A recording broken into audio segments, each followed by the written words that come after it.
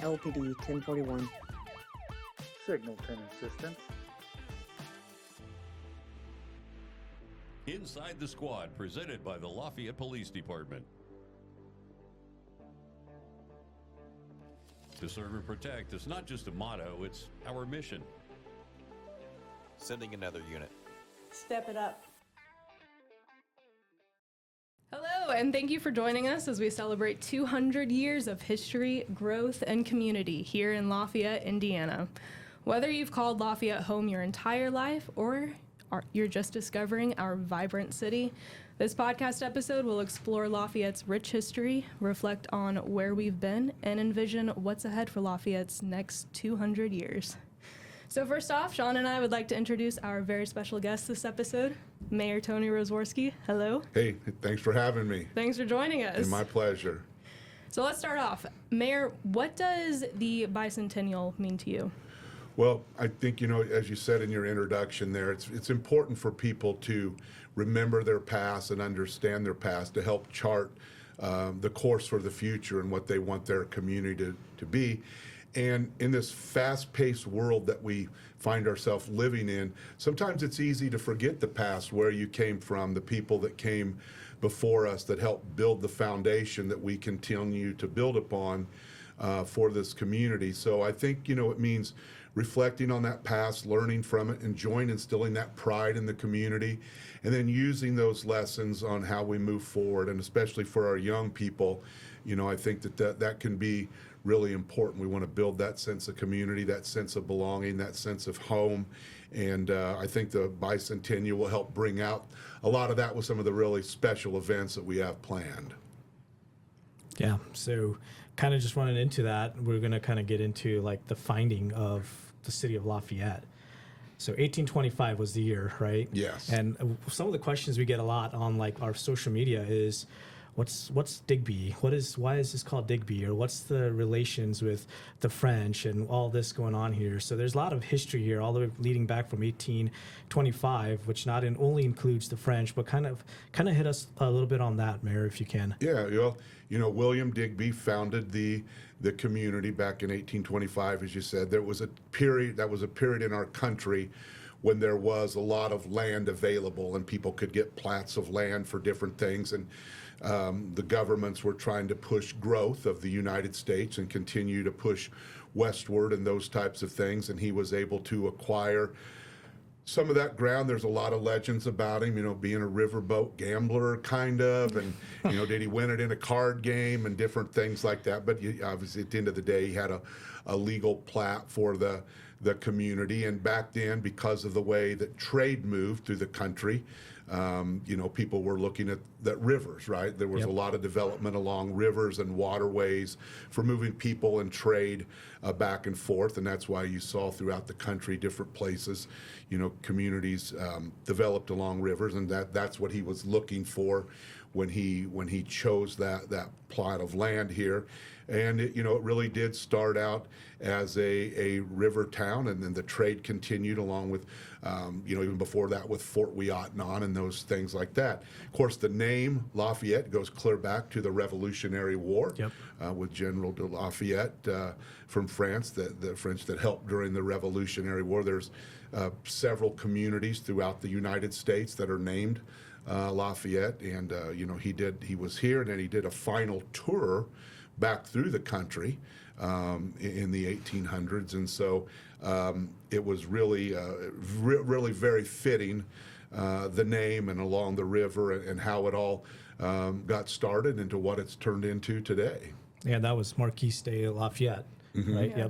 Yep. So French War. So, kind of going into that, there's a common question. I think we actually just received this on Facebook the other day. We have a symbol on our police cars, and it's painted on Main Street, and everyone says, "Is this symbol for Drew Brees or the New Orleans Saints?" And we always have to tell them that no. I mean, we like Drew Brees, but what is that symbol? Well, that's another nod to France and to the Marquis, their fleur de lis there, and So yes, I love Drew Brees too. He did a great job at Purdue and been wonderful to the university ever since and the community. But yes, that's another nod to France and their help in the Revolutionary War and the Marquis coming here and all the things that he did. So It's just another way for us to remember the way Lafayette was brought. It's just another piece of that history. Piece of history that we want to maintain with us. So that's why we put on all of our squad cars. Yeah.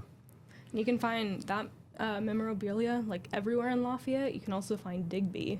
There's a Digby's restaurant. What else is there? I know there's a Digby Drive, Digby Park. Digby Right. Park. Yep. Yeah. No, as the founder, there is still influence, and of course, a lot of that led in then directly to the Wabash and Erie Canal and all of those things that happened here in the community that brought additional people to the community and continued the development. The Erie Canal did not last for a long time. That mode of transportation, railroads began to take off across the country and to really make it so we could get back and forth and move a lot of goods and a lot of people. But that is all really a part of Lafayette's history as a river town, a transportation town, and an industrial community. And that's really from some of our earliest days. That's been our history that we've developed and grown upon and built upon as we've moved forward up to present day. Yeah, and Lafayette was a big part of settlers as they were trying to move westward. So they chose Lafayette because of the river and the east. Yeah, and you still call Indiana as itself as the crossroads of America because of the highway interstate system and all the river travel that initiated a lot of that and a lot of the growth that made that important as you looked at westward expansion and development and bringing people that direction, having the chance to get that land, to find jobs, to be able to do those things and be a part of that historical progression, as is what drove a lot of people to begin to make that move, and certainly we have benefited from that here over the years. Absolutely. Yeah. And now, fast forwarding 200 years, we're right in the middle, hour from Indianapolis, 2 hours from Chicago. We're not far from Cincinnati, so it really brings a lot of people. Great place to live and very easy to get.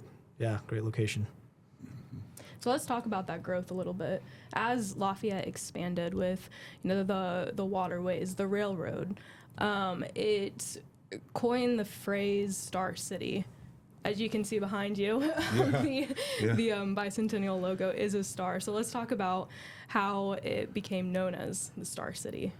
Well, I think as we've continued to grow, when you've looked at the manufacturing that has occurred here and the different companies that have occurred here, it's really been a remarkable transformation. So we have to go back a little bit to understand that, to people like David Ross, to people like the Ball family and the Fowler family, and then even when you look at more modern times, like the Risk family of Kirby Risk and some of those founding companies, Mohops, many companies that have been here, some close to 100 years and others over 100 years, that began to develop the identity of our community and what it was going to be, and as it transformed into that strong manufacturing base. People have a tendency to forget too.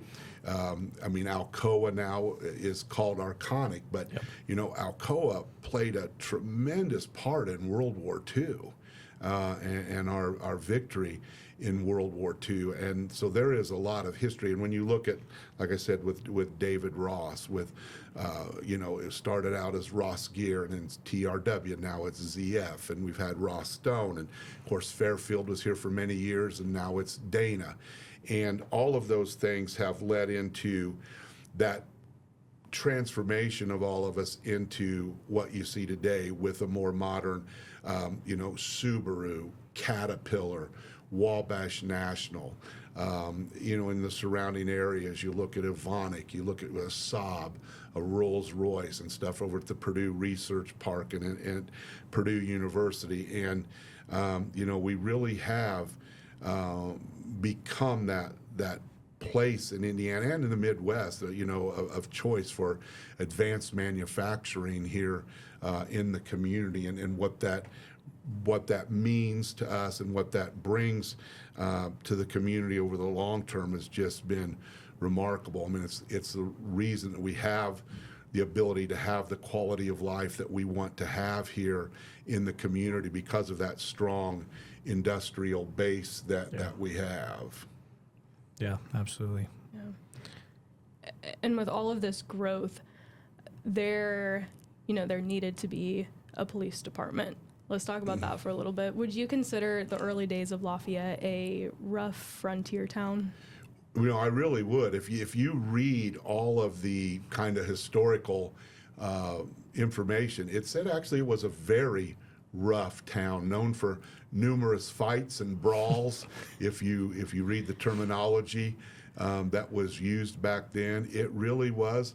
And I think that was probably fairly common up and down the river. And if you look back through the history, even in through downtown, there were a lot of taverns around, right? Yeah. And it was a rough and tumble, community. But there's a lot of pride in that too. A lot of people probably don't know that during the Civil War there was actually a Lafayette militia that was funded by John Purdue, and during that, I think it was the same period, because the school corporation was in dire financial straits with everything going on. He helped fund the school corporation for a while, but the militia was to help protect, Lafayette. And so there's a lot of history here. But yes, if you go back to kind of your original question, yes, it started off as a rough and tumble place, that's for sure. Yeah, I know LPD started in 1867, and we actually started in the courthouse, in the basement. Basement of the courthouse. Yeah. Yeah. So just, thinking where it all started to where we are now, it's amazing how far Lafayette's come. Yeah, I mean, there's been, significant changes back from what the original look that it had, clear back, and just a few people to, where that we are today, and those changes have been good, right? Law enforcement has progressed as an entity and as an organization over the years, and LPD has certainly done that to where we are today in a brand new building across the street there from where we're setting, with all the modern technology that we have and the ability to do things that, quite frankly, when I came on the department, some of it was, really just getting started, even just barely scratching the surface with using DNA and different things like that, which are so commonplace now. But this community has done a good job with its law enforcement over all of these years, always kind of being ahead of that curve, I feel like, in what needed to be done, and to keep moving forward and not just get static. And they did it back then and will continue to do that moving into the future. Right. But when did you start your career because you were a police officer before you became mayor, so. Right, yep. I started at LPD back in March of 1983. I swore on, I think it was March the 5th. I was 22 years old. I turned 23 later that year, but when I swore in, I was 22 years old. Started off as a patrolman with the city of Lafayette. It was my dream from the time I was about in 8th grade. I knew I wanted to be a policeman. I went to an Indiana State Police career camp back in the 70s that they used to hold out at the Ross Hill Park, the county park, and you went out there for a week and spent the night. And I knew after that I wanted to be a policeman, and that's all I ever wanted to be. And so, being able to do that in my hometown certainly was a huge honor. I went to Jeff High School, went over to Ball State and played some football and studied criminal justice and corrections over there. But being a police officer in my hometown was, just a dream come true for me. Yeah, and you've really seen the city grow from since you were a police officer to now. I mean, some of the landmarks. Let's talk about some of like the buildings and the roads and the traffic. None of this was here when you were fresh sworn in as a police officer. Yeah, and it really, and you may talk about it a little bit later, but even the police side of it was so much different. I mean, I joke with people, when we got into the squad car, there was F1, F2, and F3. That was the 3 channels that we had. One was to talk to dispatch, one was to talk to each other, and one was to be able to talk to state police. And that's really all that we had. And the equipment was, so much, so much different. And even as I progressed from sergeant to, I went to detective first, then to sergeant, then to lieutenant, then eventually retired after 21 years as a captain. There was even a lot of change during that period in what the equipment that we use, the technology that we use, the techniques that we use. But yes, see, and even going back to my childhood, I won't dwell on it too long, but we talked a little bit before we started today, remembering, I can vividly remember as a personal story that, back in the 60s, my dad used to load me and my brothers up in the car on hot summer nights, and we would go out, 26 South Street, what we're calling it now, was nothing but a 2-lane road, and we'd go all the way out to Monitor, and there used to be a spring at Monitor, and you could get a cold drink, and people used to go up the hill there and picnic. It was a kind of a community picnic place. A lot of folks may not remember that, but some will.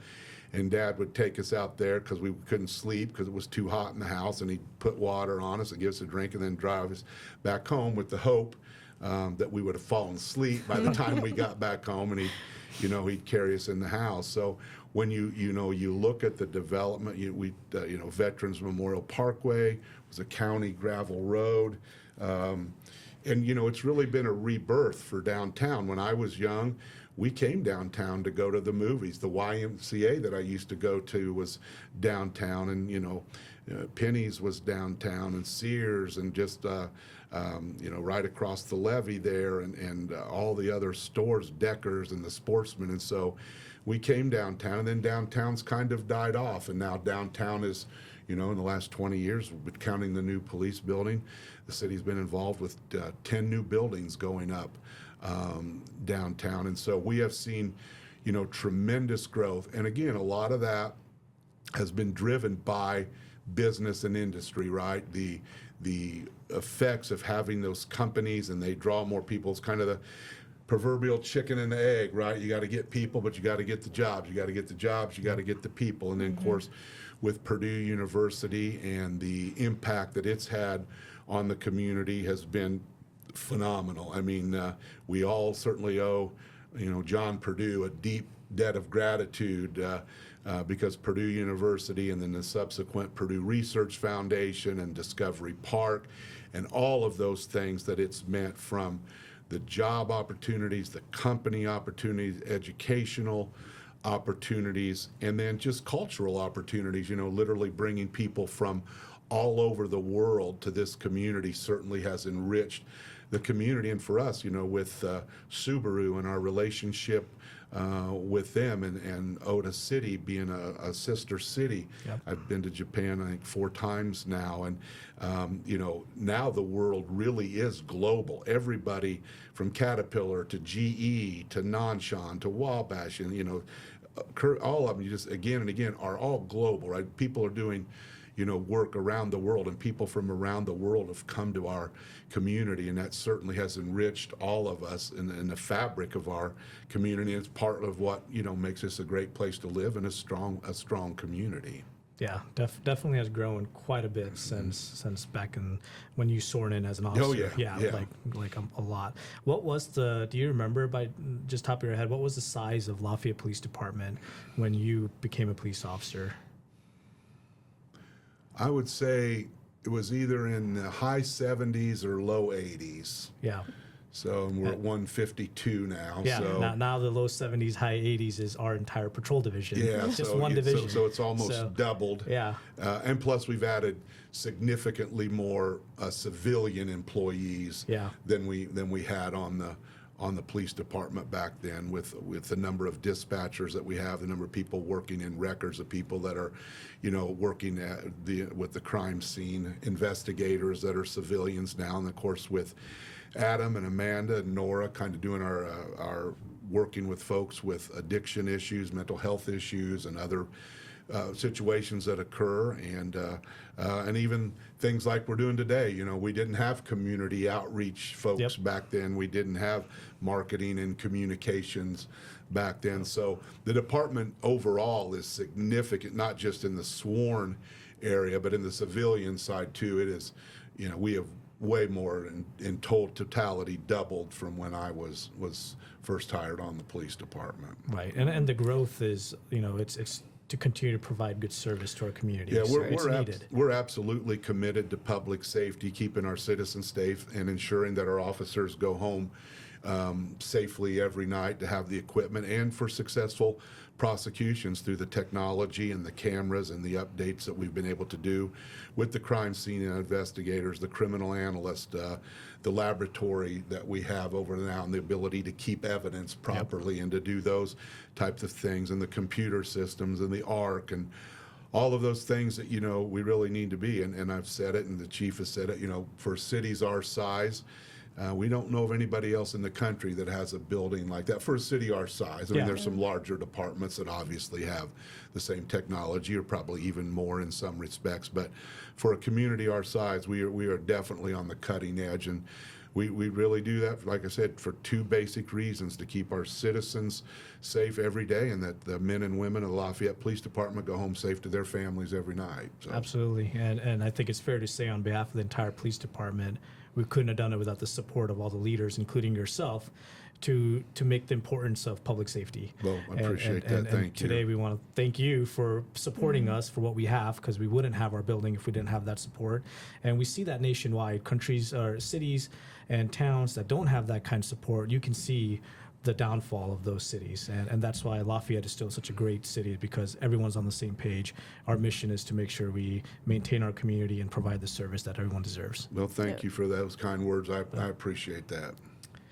Yeah, we're definitely very lucky to be able to grow along with Lafayette's population. So as the city grows, as more people comes here, how does that impact the culture of Lafayette? Well, we are certainly much more diverse than we have ever been, right? With the effects not only from Purdue University, we bring people around the world, then with the business effects of people coming here for jobs and things like that, but just all types of jobs. Because we've done that, we have lots of people here from different countries that see this is a place of opportunity, right? To get good work, where if you want to come here and work hard and do the right thing, this is a place where you can succeed. People value hard work here.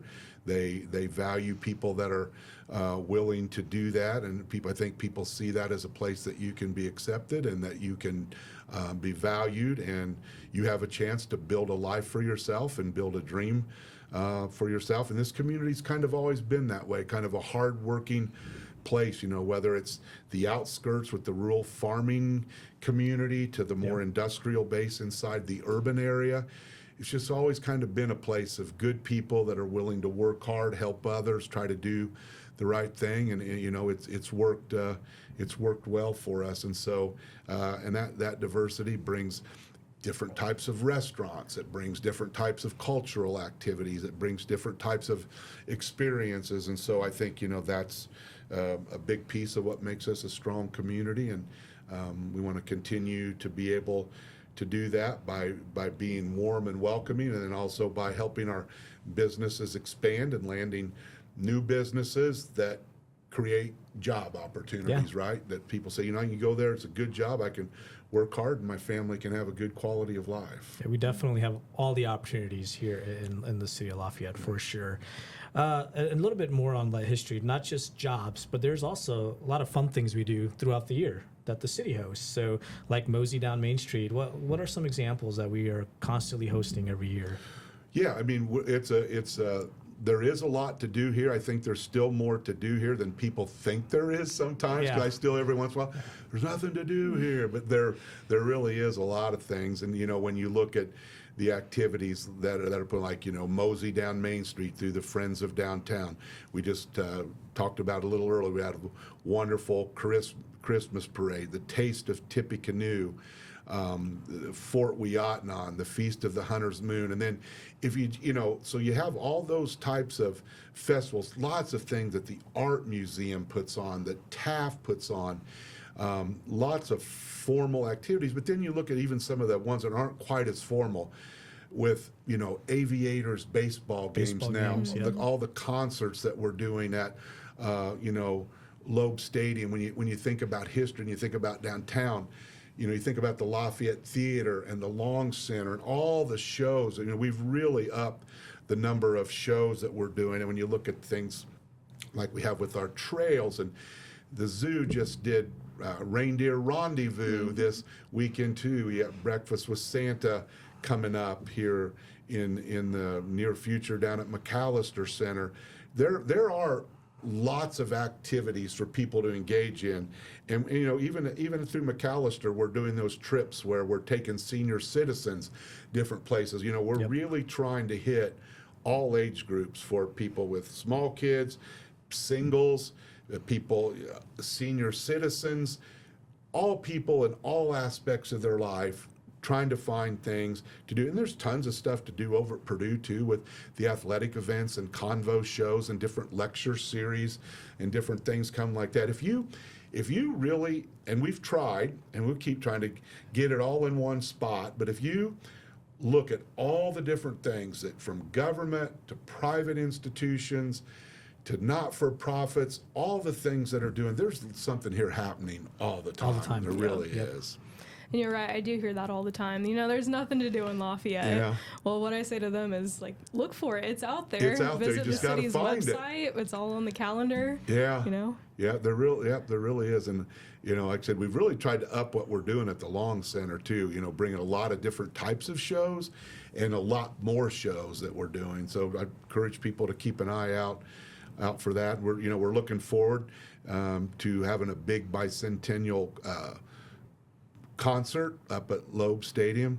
Can't tell you who it is yet. We got it narrowed down to trying to make it really special.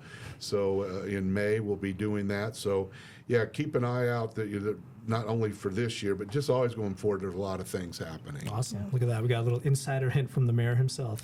Yeah. The May concert. Yes. Yeah. So kind of going back to the Lafayette Police Department, what was your first squad car? Dodge Diplomat, big old square. I think it was a Diplomat, big old. It hadn't even went to the Crown Vics yet. It was a Dodge. I think it was a Dodge, big old Dodge Diplomat. Dodge. Yeah, there was a lot of room in it. I look at all the squad vehicles today. I know we have some SUVs. We still got some Chargers left. There might even be a few Crown Vics left. And I look at all the gear everybody wears. Yeah. And I don't even know how you get in and out of the car some days. Yeah. It's hard. We did not. We had our firearm and we had a set of handcuffs, and PR-24s were just starting to come along then. So we had a nightstick. Still called it an old hickory nightstick, and that's really all. I mean, there was a shotgun in the car, but that's really all we had on us. Right? There was no mace. There was no less lethal options. There were no tasers. There were none of those.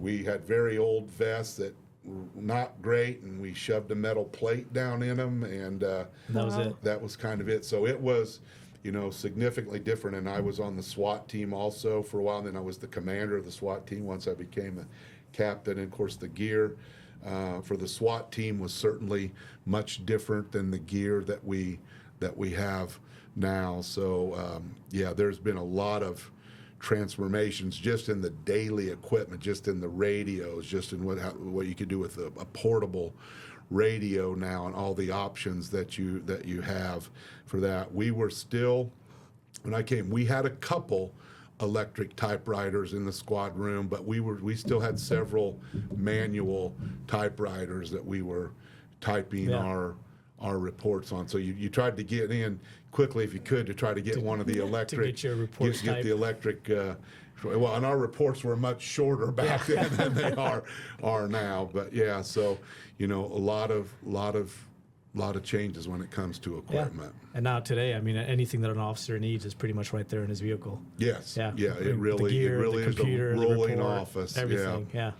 So Yeah. that's pretty neat. So you Much progressed up. You went as an officer, then you said you promoted to detectives. I went into detective, and then I went to sergeant, and then I went to lieutenant. And both sergeant and lieutenant, I did some time in patrol and detectives, and then also in administrative services as a lieutenant. And then in 1999, got promoted to captain So in 99, you became captain at LPD. You did of patrol. How many years did you do total at Lafayette Police? Just shy of 21. 21 years, and Yep. then you became mayor. Then I became mayor. Yep, worked up till last day at the police department, and then on January 1st became the mayor. And we talked about a little bit. I still have my chair behind me here. That was the chair they bought for me when I was a captain. Got a new chair over at LPD, and first day of office, I rolled it across the hall over here to the mayor's office, and it became my mayor's chair. And I've got a new one since then. I'm finishing up my 21st year as mayor, so just finishing up 42 years here at the city. But I rolled that chair over here. It's kind of a constant reminder, of my commitment to law enforcement and public safety. And like I said, a career that I wouldn't change for the world. I had a unique 4 years in there where I was actually a captain on the police department and a Lafayette city councilman at the same time. So I think state law prohibits that, and I don't think you're allowed to do that anymore. Things were different. Things were different back then, but I was actually a city councilman and the captain of the police department at the same time over a 4-year period. I remember you telling me the story of that chair, and I just think that's really neat because it kind of reminds you that your entire career, your entire adult life as a career, you've always been dedicated to the city of Lafayette. Absolutely, and we don't see that much anymore. Yeah. So it's really nice to see that. Like I said, you I swore in when I was 22, and I'm 64. And now you're serving as mayor. So you're Quite a still career. serving Still the city. here. Yeah. Yeah, that's pretty neat. So Still here, That's yeah. good for you. Thank you. I Yeah, appreciate awesome. that. Yeah. So as we talk, this podcast, this episode is dedicated to 200 years of the city of Lafayette. So all of 2025, we're going to be having celebrations and events throughout the year, every month. Every month. And MK is going to hit on a few that we want all of our listeners to be aware of, so they can make sure they show up to these things because we want to have fun. Yeah. What are those? So the city marketing team has put on an extensive schedule for all of 2025. It's really impressive. Starting off January 1st, follow the city of Lafayette. There's going to be a social media post on 200 reasons why we love Lafayette. And I know it comes from a lot of Lafayette residents, so you might see yourself on there. Retail items kick off. So there will be special edition candles, local beer with breweries, teas, a lot of items specifically designed for the Bicentennial. There will be exhibits at the THA History Center and the Han Museum. In June, there is a special Bicentennial ball at the Tippecanoe County Fairgrounds. Will you be on the dance floor, Mayor? I will. I don't know how well I'll be dancing, but I will be there, yes. That's what counts. Throughout a couple months, looks like the summer months, there will be a Bicentennial walk and talk tour.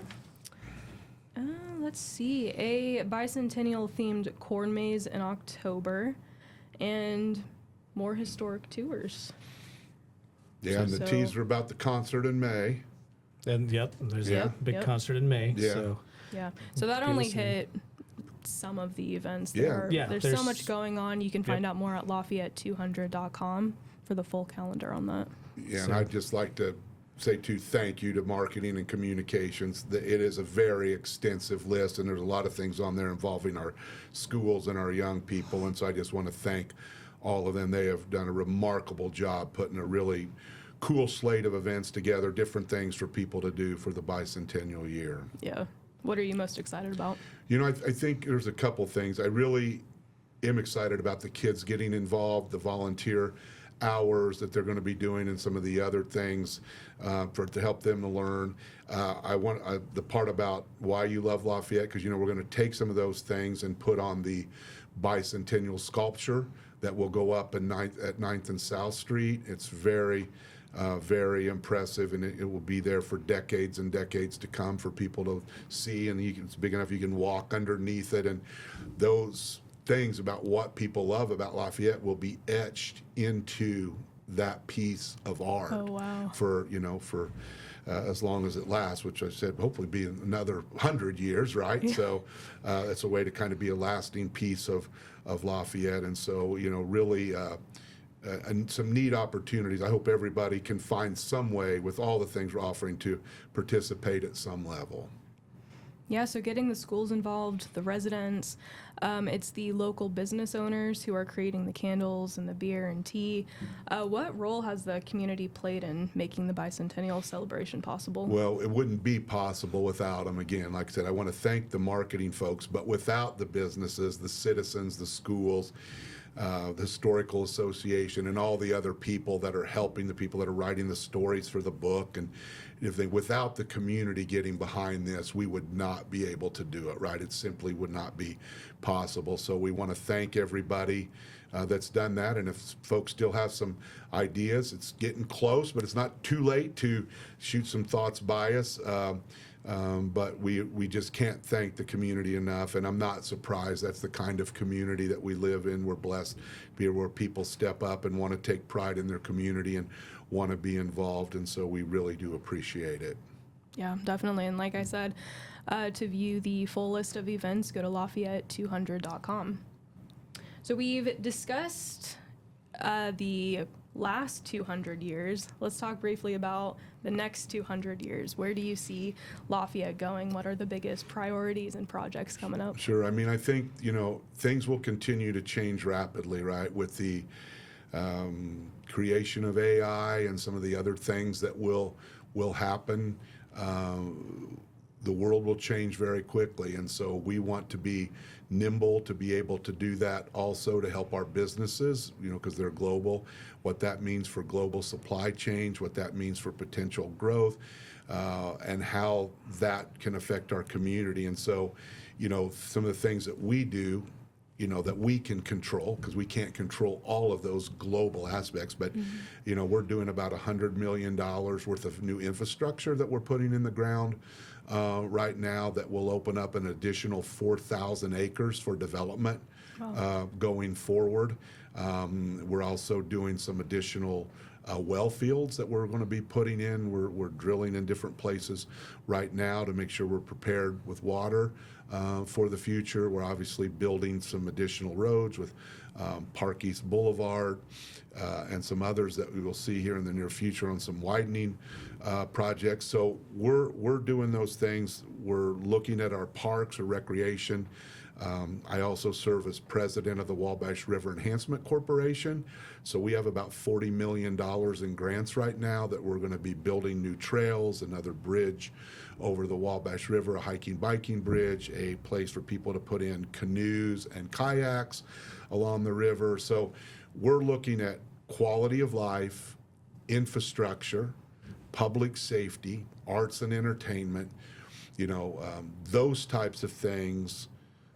Housing with the land that we're opening up, so we'll have room for housing, industrial, commercial. How do we do that those infrastructure, quality of life things that will allow our businesses and citizens to grow and have the amenities that make them want to live there? And I think that's what our role is laying out that infrastructure in all those areas. And so private businesses, the Purdue Research Foundation, Subaru, they can have what they need to grow to help keep us prosperous. So lots of things going on right now to make sure that we're well prepared for the future. Yeah. So in short, we have a very bright future in Lafayette. A lot of great things coming. We're growing quickly. Yeah. We get lots of inquiries about new businesses. I know we got to wrap it up, but you saw recently we landed the $400 million Sustainia plant that will be built here, and they'll be making a plant-based product that will be able to be used instead of a fossil fuel-based product, and everything from the clothes that we're wearing to our shoes to other products. So it's a very environmentally friendly product, which is important. Plus, it's very good for Premium that they'll be partnering with.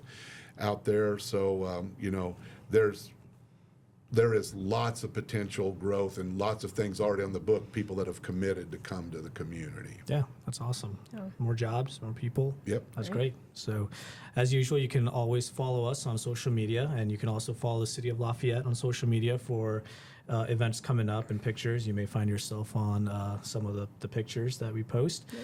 And then Lafayette200.com for all the events. Awesome. Yeah.